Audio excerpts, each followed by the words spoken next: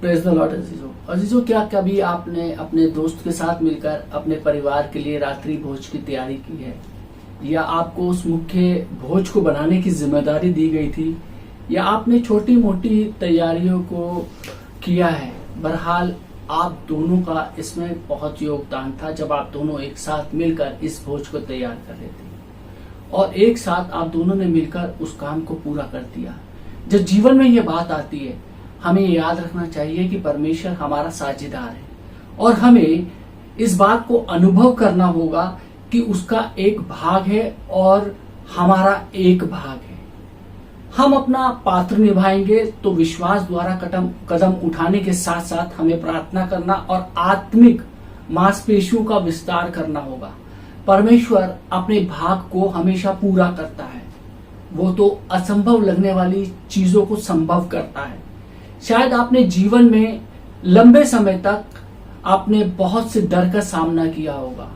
अभी आपको लग रहा होगा कि किसी भी हालात में कभी भी इससे छुटकारा नहीं पा सकता मैं, लेकिन मैं वादा करता हूं कि हर बार आप भय का सामना करते हैं, वो छोटा और छोटा होता जाता है। धीरे धीरे वे अपनी सारी ताकत खो देगा जब आप उस भय का सामना करेंगे। मुझे डर और उसके कामों से नफरत है। वो हमें पीछे हटा देता है, वो हमें वापस लौटने पर मजबूर कर देता है। वो तब तक हमारे आत्मविश्वास और आत्म प्रतिज्ञा को खाता रहता है जब तक वो कंकाल में ना बदल जाए। मैंने अपने खुद के जीवन में बहुत से डरों का सामना किया है और मुझे पता है कि जिन चीजों से आप डरते हैं उनका सामना करने के लिए बहुत बहादुरी की जरूरत पड़ती है। पर यदि मैं जीत सकता हूं तो आप भी ऐसा कर सकते हैं। एक बुद्धिमान मनुष्य ने एक बार कहा था, साहस का मतलब डर की कमी नहीं, पर डर का सामना करने की खूबी है। परमेश्वर का वचन चुनिंदा लोगों के लिए नहीं आता, वो सबके लिए है। यदि परमेश्वर किसी की भी मदद कर सकता है तो वह आपकी भी मदद कर सकता है और वह आपको आपके भय का सामना करने में मदद कर सकता है। परमेश्वर का वादा हमसे हमें आशा और एक नए जीवन का अवसर प्रदान करता है। एक ऐसा जीवन जो डर और अस्थिरता के बजाय साहस और जोश के साथ किया जा सके। सबसे साहसी स्त्री जिसे हम बाइबल में पाते हैं वो है एस्तर, जिसने दुष्ट लोगों के हाथों से अपने लोगों की जान बचाने की कहानी जो है हमने उसकी बाइबल के अंदर पढ़ी है। यद्यपि उसकी सुंदरता से उसको कोई नुकसान नहीं हुआ, वो बहुत ही सुंदर थी, पर चरित्र और शांत आत्मविश्वास ने राजा क्षययक्ष को प्रभावित किया। उसने बहुत बड़ा जोखिम लिया था जब वो बिना बुलाए राजा के सामने प्रवेश कर रही थी। परमेश्वर ने उसका और सभी यहूदियों की प्रार्थना का सम्मान किया और राजा ने प्यार से स्वीकार किया। अंत में एस्तर ने अपने लोगों का नाश होने से बचा लिया। आत्मविश्वास का मतलब है परमेश्वर पर अटूट विश्वास करना, एक विश्वास जिसमें संपूर्ण ज्ञान और समझ हो कि परमेश्वर की मदद के द्वारा हम कुछ भी कर सकते हैं। भय आत्मविश्वास की कमी को लाता है। ये एक विनाशकारी और अशक्त विश्वास है कि आप नहीं कर सकते हैं। आपको साहसी होना पड़ेगा। अपने आत्मविश्वास को भय के साथ प्रतिस्पर्धा करो और देखो कि परमेश्वर क्या कर सकता है। हम में से अधिकांश लोग नाव को हिलना और लहरों की वजह नहीं बनना चाहते। जब हम किसी झील के अंदर होते हैं, हम चुपचाप से बैठे होते कि कहीं नाव डगमगा ना जाए। मैं आपको विश्वास के साथ कह सकता हूं कि आप अपने जीवन को खुशी और आजादी के साथ बिताने का जो भी कदम उठाएंगे वो उतना कठिन नहीं होगा जितना कि आप अपना पूरा जीवन एक बंधन में बिताएं। आपको अपना और अपने प्रियजनों का काफी ख्याल रखना होगा और वो व्यक्ति बनने की कोशिश करनी होगी जैसा आप हमेशा से बनना चाहते थे। एक स्त्री थी जिसे हम खुशी के नाम से पुकारेंगे, जिसने अपना जीवन भय के साथ गुजारा था। भय उसे नियंत्रित करता था। वो कार नहीं चलाती थी, वो रात को घर से बाहर नहीं निकलती थी, वो नए लोगों से मिलने से डरती थी, वो भीड़ भाड़ वाली जगह, नई चीजें, हवाई जहाज, असफलता और किसी भी चीज की हम कल्पना कर सकते हैं, वो उन सब से डरती थी। उसका नाम खुशी था, जिसे उसने कभी अनुभव ही नहीं किया था। खुशी को वो जानती नहीं थी कि खुशी क्या चीज है। नाम जरूर था, क्योंकि उसके डर ने उसे कैद करके रखा था और उसे सताता था। वह अधीरता से साहसी और बहादुर बनना चाहती थी। वो एक उत्साहित और साहसी जीवन जीना चाहती थी, पर लगातार उसके सपने डर की वजह से समाप्त होते जा रहे थे। खुशी का एक मसीही लड़की थी और एक दिन वो अपनी मसीही दोस्त डेबी से लंबे समय तक अपनी दुखपूर्ण बातों पर विलाप कर रही थी। डेबी ने ये बातें बहुत बार सुनी थी उसकी सहेली ने, पर इस बार उसकी प्रतिक्रिया ने खुशी को चकित कर दिया। डेबी ने अपने दोस्त की आंखों में देखा और जोर लगाकर कहा, ठीक है, तो फिर तुम डर के साथ वो काम क्यों नहीं करती? कितनी जोरदार सच्चाई है। ये खुशी के लिए एक नए जीवन की शुरुआत थी, क्योंकि पहली बार खुशी ने अपने डर का असली रूप देखा था। या कभी भी डर उसके जीवन से आप की तरह, जिसे बोल सकते हैं कि भाप की तरह उड़ने वाला नहीं था। लंबे समय से होने की वजह से उसकी पकड़ जो थी डर की, वो मजबूत हो गई थी उस लड़की के जीवन के अंदर, और उसकी जड़ें जो थी वो बहुत गहरी थी। खुशी को आगे बढ़ते हुए उसका सामना करना था, उस डर का जो उसके भीतर था।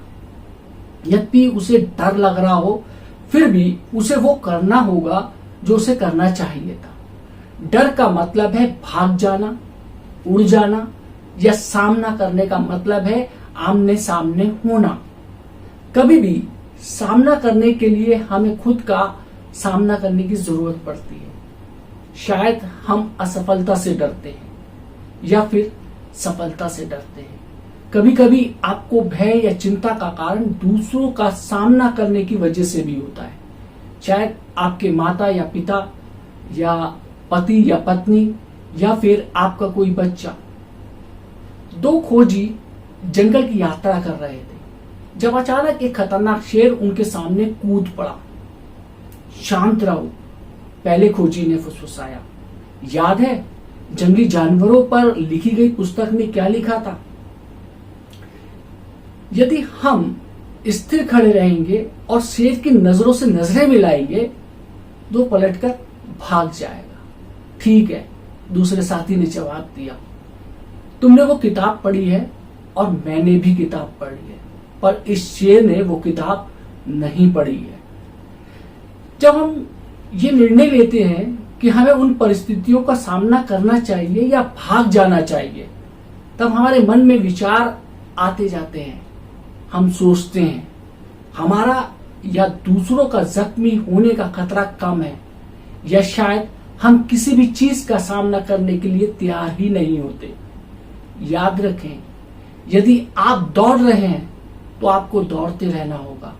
जब आदम और हव्वा ने अदन के बगीचे में पाप किया, तो उन्होंने सबसे पहले भाग जाना और परमेश्वर की उपस्थिति से छुपने के लिए उन्हें अंजीर के पत्तों से खुद को, उनके अपने नंगेपन को ढांकने की कोशिश की।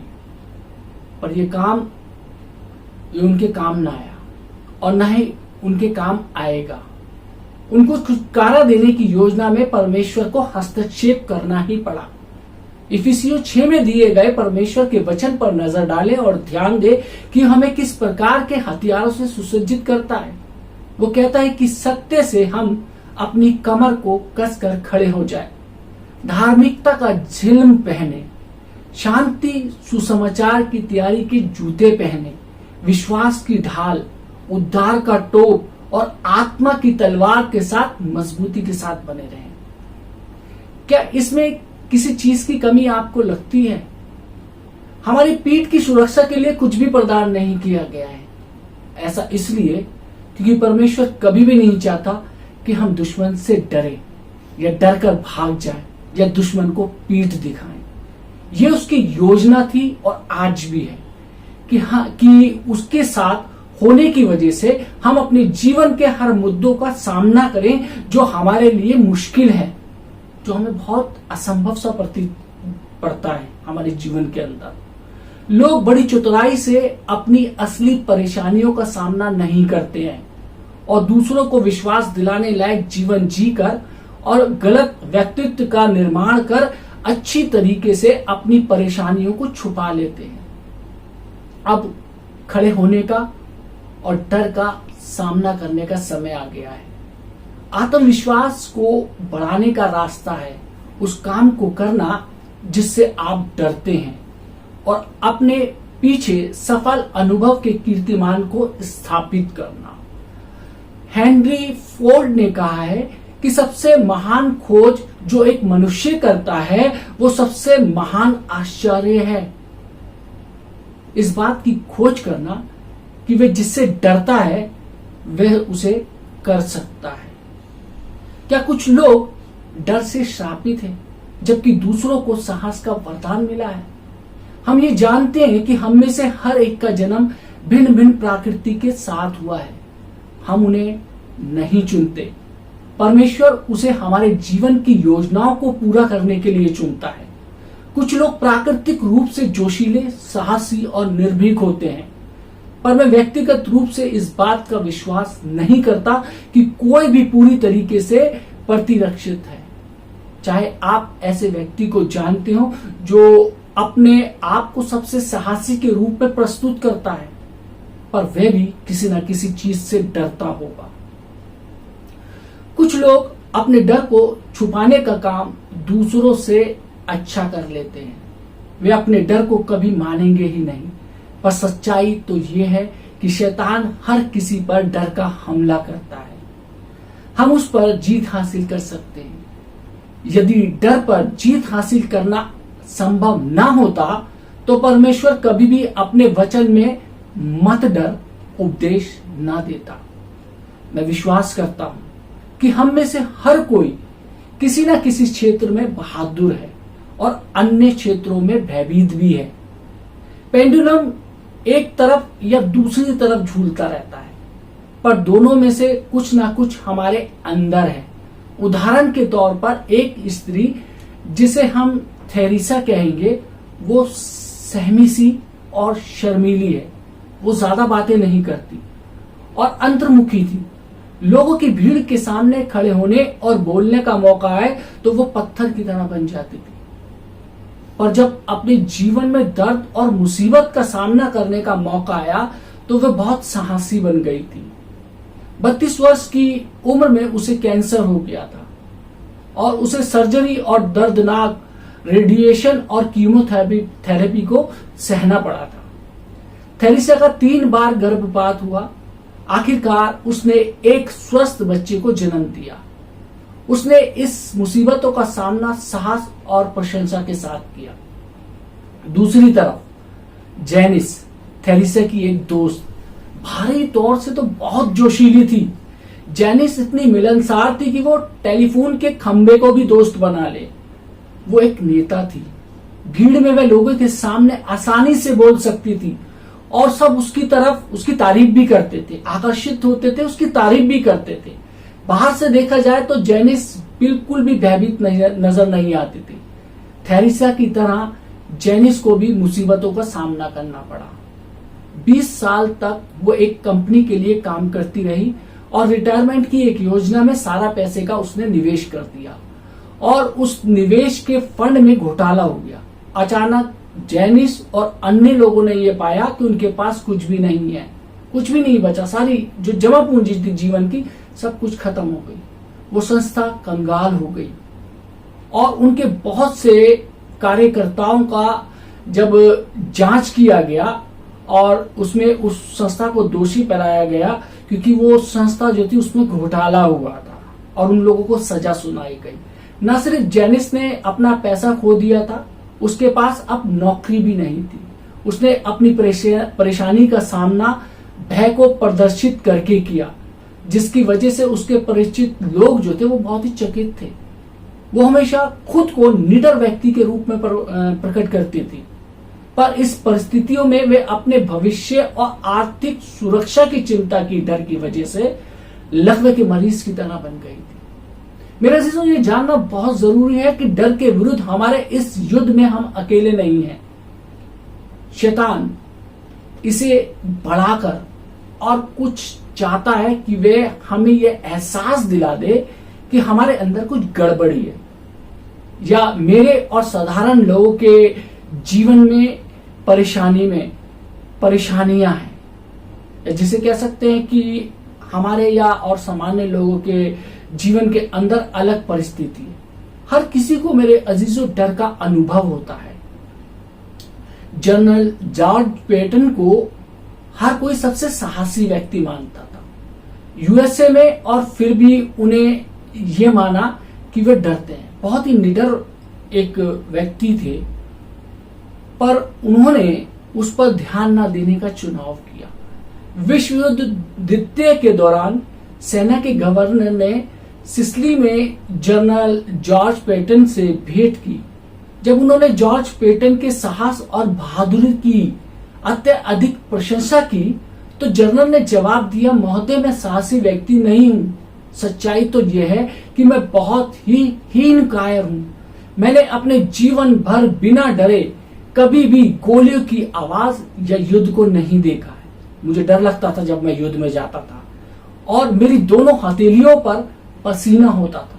कई सालों बाद जब जॉर्ज पैटन की आत्मकथा प्रकाशित हुई थी, उसमें जर्नल द्वारा दिया गया एक महत्वपूर्ण कथन शामिल था कि मैंने अपने जीवन के शुरुआती समय में ही यह सीख लिया था कि मैं कभी भी अपने भय के सुझाव को स्वीकार नहीं करूंगा, जो भय मेरे अंदर आ रहा है। भय की आत्मा कब और किसे मिलती है, यह सीमित नहीं है। कभी कभी भय असुविधाजनक समयों में खुद को प्रकट करता है। ऐसे पलों में जब हम निडर महसूस करना पसंद करेंगे।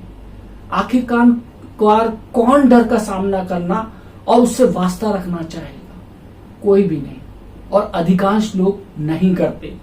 भागना, छुपना या पीछे हट जाना जो है वो अधिक आसान लगता है। छुप जाओ, भाग जाओ, दुबक जाओ कहीं जाके, यही सबसे आसान लगता है।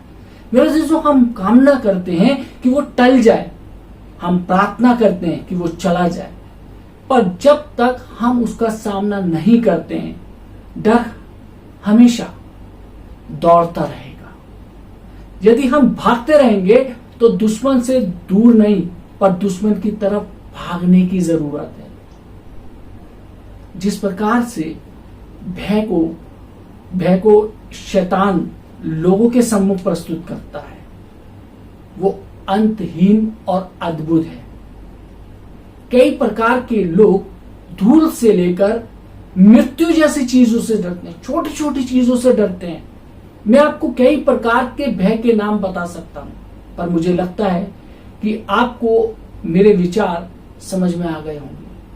आप शायद ऐसे व्यक्ति होंगे जो किसी ऐसे भय को अनुभव कर रहे हों जो इतना अजीब है कि आप दूसरों को बता ही नहीं सकते। मेरा भरोसा करें, कुछ लोग आपके भय से भी विचित्र भय का सामना कर रहे होंगे। 2005 में किए गए एक अध्ययन द्वारा अधिकांश किशोरों के डर के बारे में पता चलता है, जिसमें शामिल है जिनको किशोरों को डर लगता है, वो है आतंकवादी हमला, मकड़ी से, मृत्यु से, असफलता से, युद्ध से, ऊंचाई से, अपराध से, हिंसा से, अकेलेपन से, भविष्य से, परमाणु युद्ध से। इन सारी चीजों से युवाओं को डर लगता है। हम कुछ बातों का जवाब जरूर जानते हैं, पर निश्चय ही सबका नहीं जानते। मुझे नहीं लगता कि डर को जानना उतना जरूरी है जितना कि हम अपने मन को डर के अधीन न रहने के लिए तैयार करें।